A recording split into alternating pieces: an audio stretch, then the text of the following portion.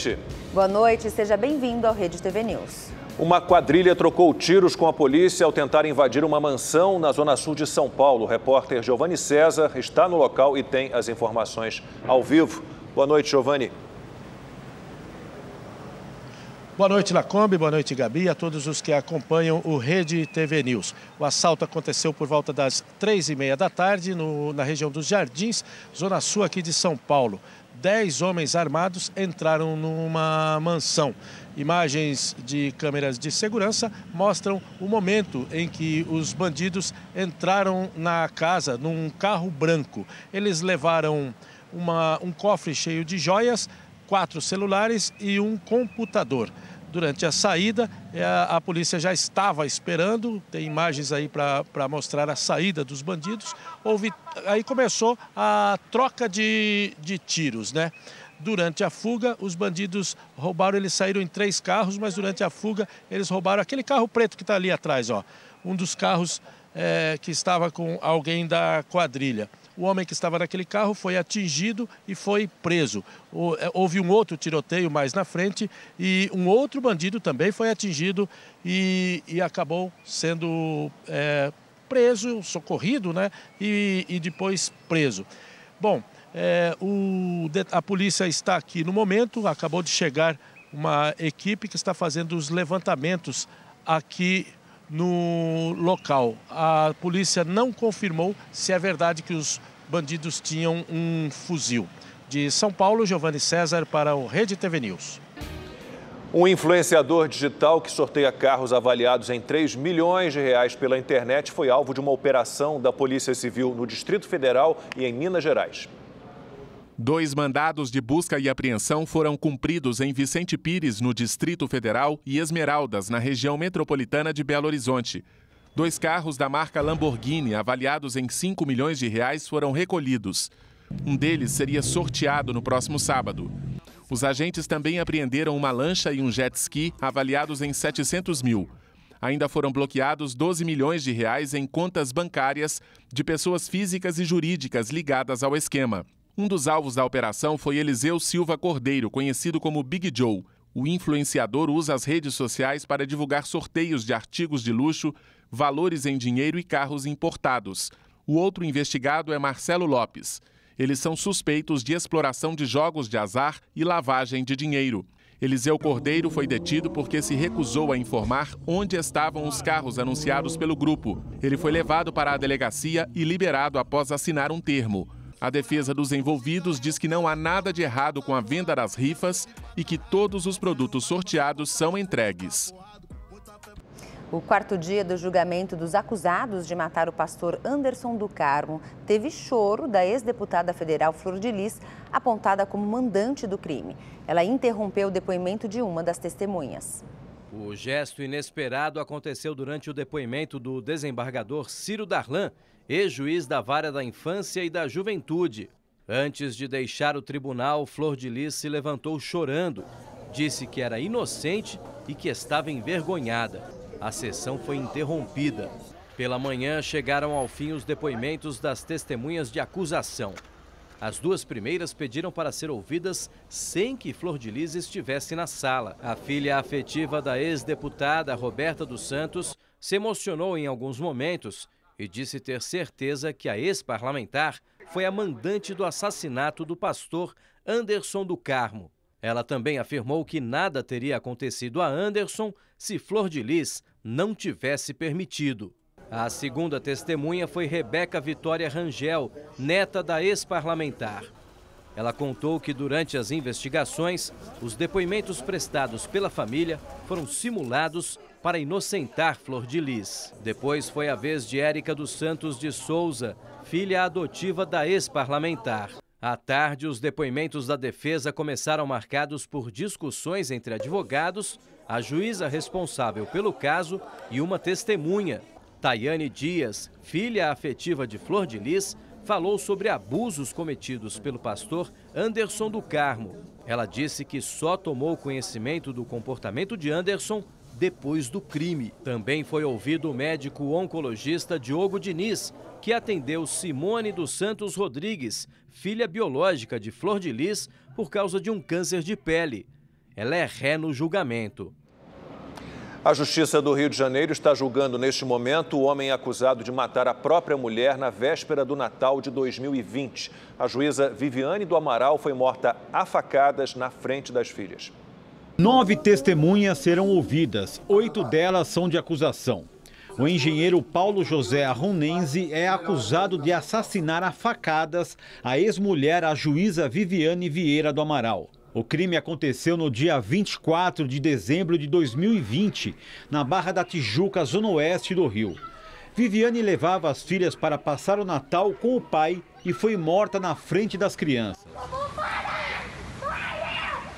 O homem foi preso em flagrante por guardas municipais. Ele foi denunciado por homicídio quintuplamente qualificado. Se for condenado, a pena pode ser aumentada.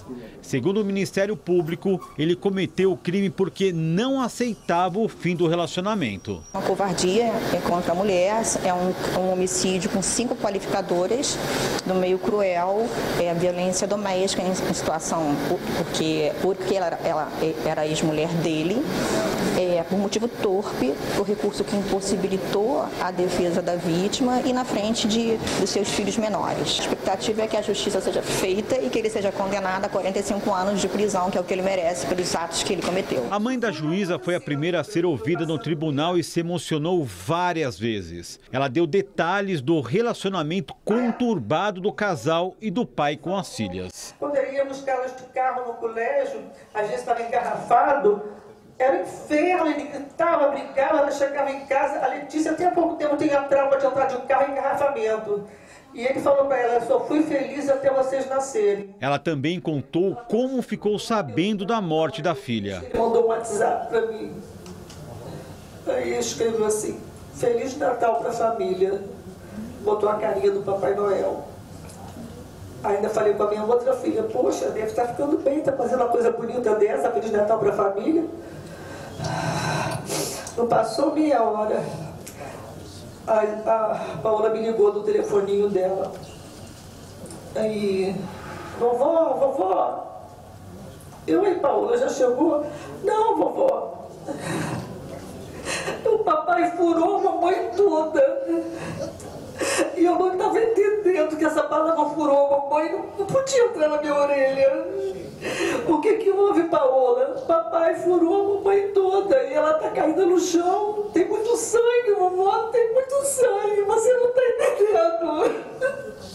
Viviane Vieira do Amaral tinha 45 anos. Atuou como juíza do estado do Rio por 15 anos. O julgamento só deve terminar durante a madrugada.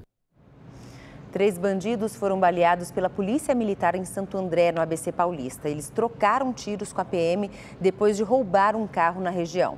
Uma câmera de segurança registrou o crime. Os 3 criminosos descem do carro, que também era roubado, e rendem a motorista do veículo da frente. A vítima sai assustada. Sem querer se identificar, ela falou sobre os momentos de pânico que viveu. Eles não conseguiam sair porque o carro é automático, eu acho que eles não conseguiam dirigir o carro. Aí eu fiquei mais assustada ainda, com medo que eles voltassem e me pegassem para dirigir o carro. Aí eu comecei a andar e pedir socorro para os carros que estavam parados atrás, até que uma alma boa abriu a janela e me ajudou a ligar para a polícia. Aí, nesse momento, eles conseguiram arrancar com o carro. Próximo ao local do assalto, a Polícia Militar encontrou o carro roubado com os assaltantes. Na fuga, o bandido tentou atropelar um dos PMs que estava em uma moto. Foi neste momento que o tiroteio começou. A gente foi na avenida, no local citado, para poder ver se a gente conseguia encontrar o veículo. E a gente avistou o veículo. Foi dado ordem de parada, eles se evadiram durante um período e a gente logrou êxito em deter os 3 indivíduos e recuperar o bem das vítimas. Após troca de tiros com a polícia, os bandidos foram presos neste local. Os 3 homens ficaram feridos e encaminhados para o Hospital Central de São Bernardo. Cheguei aqui na delegacia e encontrei uma outra pessoa que eles, de passagem, depois de pegar meu carro, já assaltaram ela também. e que o carro que eles estavam usando antes também era assaltado, que eles pegaram a noite anterior. Então, os mesmos elementos fizeram estrago na vida de 3 famílias. O quadro Casos de Polícia vai contar agora a história de 2 homens que foram condenados por crimes que não cometeram. Um deles ficou preso por 17 anos. A justiça reconheceu os erros, mas os processos pedindo indenização se arrastam há muitos anos. É o que a gente vai ver na reportagem de Rodrigo Cabral.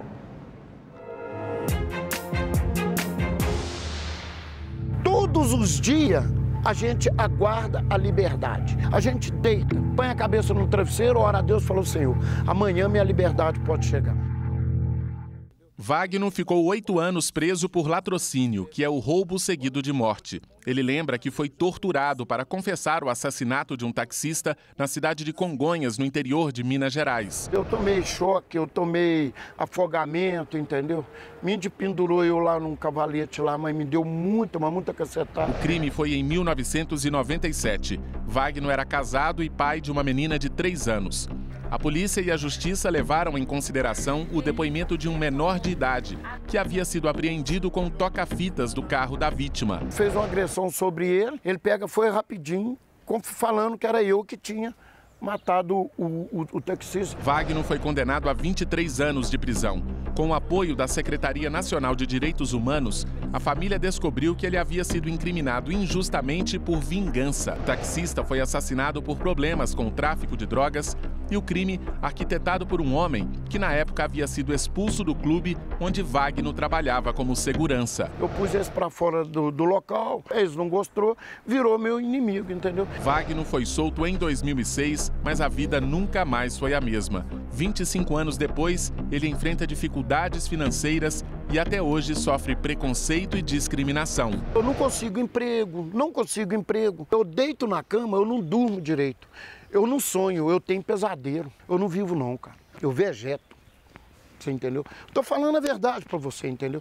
Eu não tenho prazer de vida. Com a ajuda deste advogado, ele busca reparação na justiça há 16 anos. O Estado tenta reduzir o valor da indenização e até agora nenhum centavo foi pago. Apesar de usar os instrumentos processuais que a lei confere ao Estado, né, é dado eles a usar esse instrumento, nós percebemos que está usando com a finalidade de, ao máximo, arrastar para o mais longe possível o recebimento dessa indenização. Perdi tudo, não tem nada. Wagner não é o único a enfrentar uma situação como esta. Aqui em Belo Horizonte, um artista plástico morreu sem receber a indenização pelo tempo que passou injustamente na prisão. O caso só foi esclarecido depois que o homem já havia cumprido 17 anos da condenação em regime fechado. O drama de Eugênio Fiuza de Queiroz começou em agosto de 1995. Ele conversava com a namorada em uma praça da capital mineira quando foi apontado por uma mulher como autor de um estupro. Levado para a delegacia, o homem de 49 anos teria sido reconhecido por outras vítimas. O reconhecimento dado através de um espelho, onde se põe o acusado sozinho com uma roupa do sistema prisional, que é uma roupa vermelha, escrito SWAP, e leva a vítima para reconhecer. Qualquer pessoa colocada ali atrás daquele vidro com uma roupa vermelha, quer dizer, a possibilidade é muito grande de ser reconhecida, ainda que não seja autor de delito algum. Fiuza foi sentenciado a 37 anos de prisão em 5 processos. Só que mesmo com ele detido em uma penitenciária de segurança máxima, casos de estupro com características parecidas continuavam a ser registrados. Eugênio foi violentado e humilhado no presídio. Chegou ao ponto de conseguir esconder dentro de uma Bíblia uma parte de um gilete com o qual ele se dispunha a cortar o seu punho. E só não aconteceu isso por obra de Deus. Quando ele ia tirar esse gilete para poder tirar a sua própria vida, a Bíblia caiu com a página aberta no Salmo 23 e ao fazer aquela leitura ele cai de joelhos, chora e agradece a Deus por ter dado novo significado à vida dele. Eugênio Fiuza foi confundido com o maníaco do Anchieta, um ex-bancário com características físicas muito parecidas. O caso só começou a ser esclarecido depois que o homem que era inocente já tinha cumprido quase metade da pena. Quando esse verdadeiro algoz foi preso, os crimes daí sim cessaram, não mais aconteceram. Pedro Meyer Ferreira Guimarães, de 56 anos, foi reconhecido em 2012 por uma jovem violentada por ele 15 anos antes na capital mineira. Acusado de estuprar 16 mulheres na década de 90, O verdadeiro maníaco foi condenado em 2013 por apenas um caso, porque a maioria dos crimes prescreveu. Já o homem que foi preso por engano morreu no final do ano passado, vítima de doenças contraídas no presídio. Por decisão da Justiça, Eugênio Fiuza teria direito a receber R$ 2 milhões de indenização.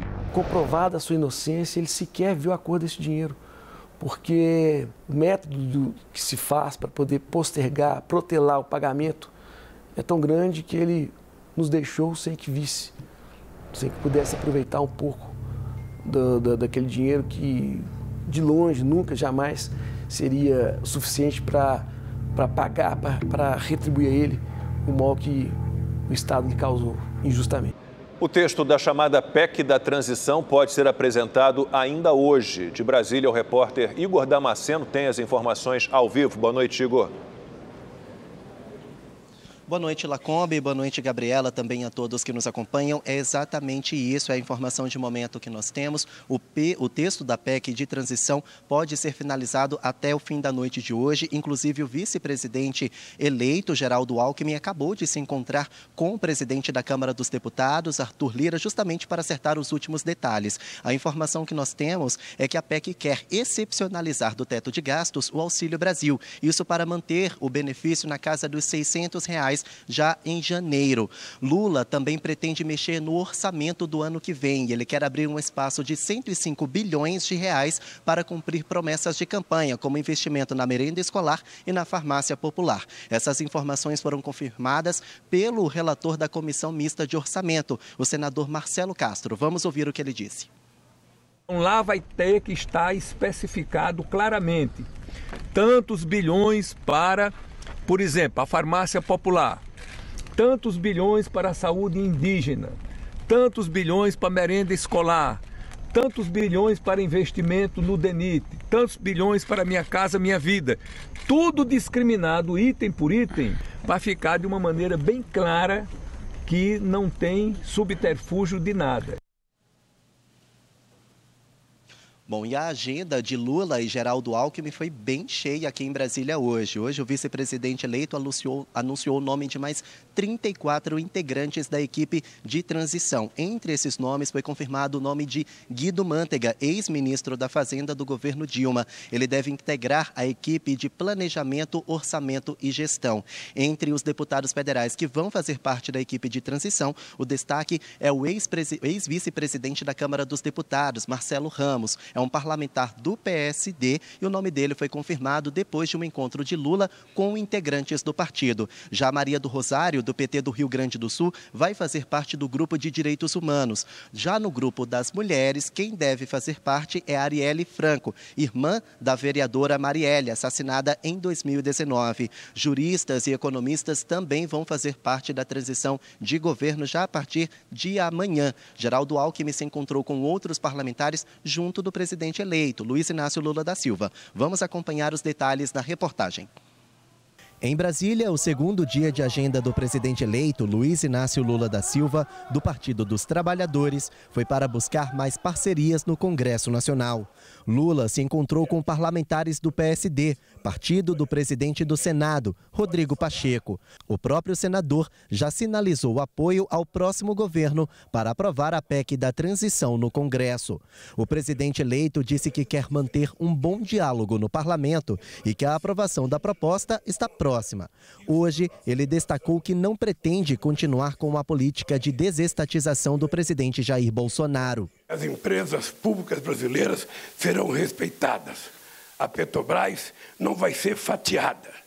Quer dizer que o Banco do Brasil não vai ser privatizado, a Caixa Econômica e o BNDES, o BNB e o BADA voltarão a ser banco de investimento. Banco de investimento, inclusive para pequenos e médios empreendedores. Apesar de conseguir mais apoio no Congresso Nacional, o mercado financeiro reagiu de forma negativa a uma afirmação de Lula. O presidente eleito disse que pretende abrir o orçamento, o que significa furar ainda mais o teto de gastos. Depois dessa fala, a Bolsa de Valores operou em queda de 4% e o dólar chegou a custar R$ 5,40. Com o anúncio de mais 34 nomes na equipe de transição, Geraldo Alckmin vai intensificar o contato com a gestão do presidente Jair Bolsonaro. A medida é para tomar mais ciência da situação fiscal do país. Depois dos encontros, Lula voltou para São Paulo. A próxima viagem é na próxima segunda-feira para participar da COP27, no Egito. O IPCA, considerado a inflação oficial do país, subiu 0,59% em outubro. A alta interrompe 3 meses de deflação, em julho, agosto e setembro. No ano, a taxa acumula alta de 4,7% e nos últimos 12 meses de 6,47%. A alta do IPCA é o tema da rodada de opinião.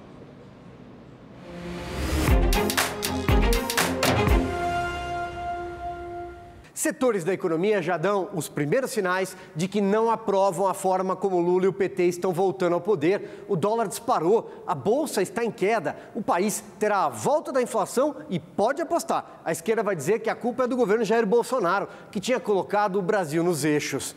É importante frisar que o discurso de Lula hoje não caiu nada bem no mercado e vai piorar. Ele quer tirar o Auxílio Brasil do teto de gastos, vai chamá-lo de Bolsa Família e distribuir dinheiro público sem nenhuma responsabilidade fiscal. Uma gastança está no horizonte. Aliás, Lula já afirmou que vai chamar essa gastança de investimento. Um absurdo. Pediu um cheque em branco para o Congresso.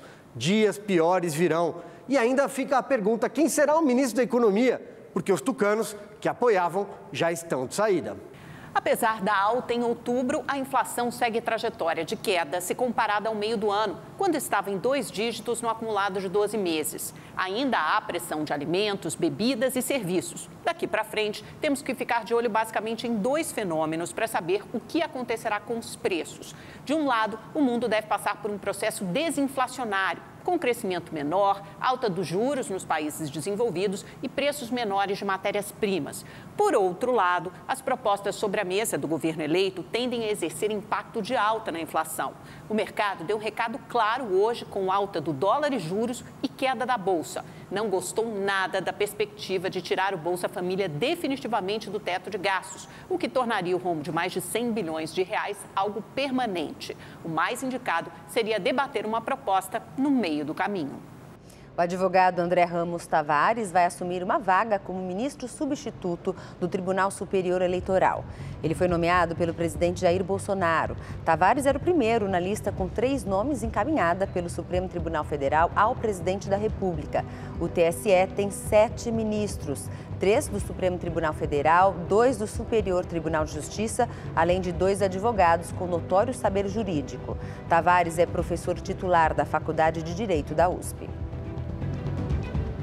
A Polícia Federal atendeu ao pedido do Ministério Público e abriu investigação contra o diretor-geral da Polícia Rodoviária Federal, Silvinei Vasques. O inquérito deve apurar se Vasques cometeu crime de prevaricação por permitir que agentes da Polícia Rodoviária Federal fizessem operações consideradas ilegais para dificultar que eleitores fossem votar no segundo turno.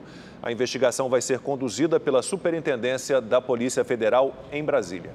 Morreu aos 84 anos no Rio de Janeiro o ator Roberto Guilherme, que ficou conhecido por interpretar o personagem Sargento Pincel no programa Os Trapalhões. Ele estava internado numa clínica da zona sul da cidade e passava por tratamento contra um câncer. Antes de seguir carreira nas artes, Roberto foi jogador profissional de futebol. Depois se tornou paraquedista do Exército e foi companheiro de Pelé na Seleção Brasileira Militar de Futebol. O humorista era casado e tinha 2 filhos. E o Rede TV News fica por aqui. Uma ótima noite para você. Boa noite e até amanhã.